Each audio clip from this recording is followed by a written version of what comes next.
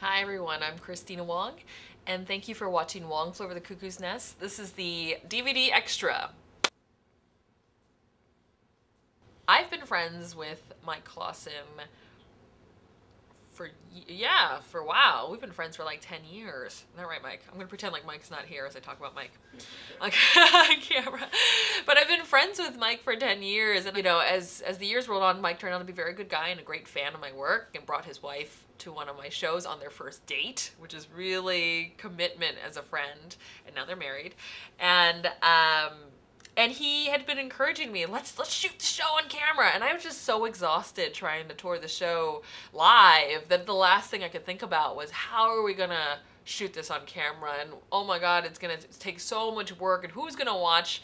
Like, I very much am a purist about my theater, and I feel that theater does not look good on DVD. So, Mike said, the reason why I want to film it is I feel like everyone should see it. I'm like, I'm touring the show so much, everyone can see it. But, I acknowledge as a theater performer that not everyone walks into theaters.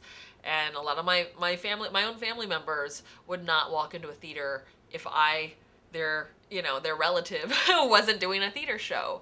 So I thought, okay, let's film it, because I definitely cannot do this show forever. And I am getting a lot of requests now from universities who can't afford to bring the full live show, wanting to see some kind of substitute on camera. So Mike and I went, it was super encouraging.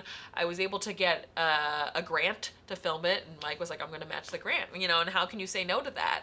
And he offered to do a lot of the production work, and that was huge, because I had just been this one-woman machine trying to do all this stuff. So how could you say no to that?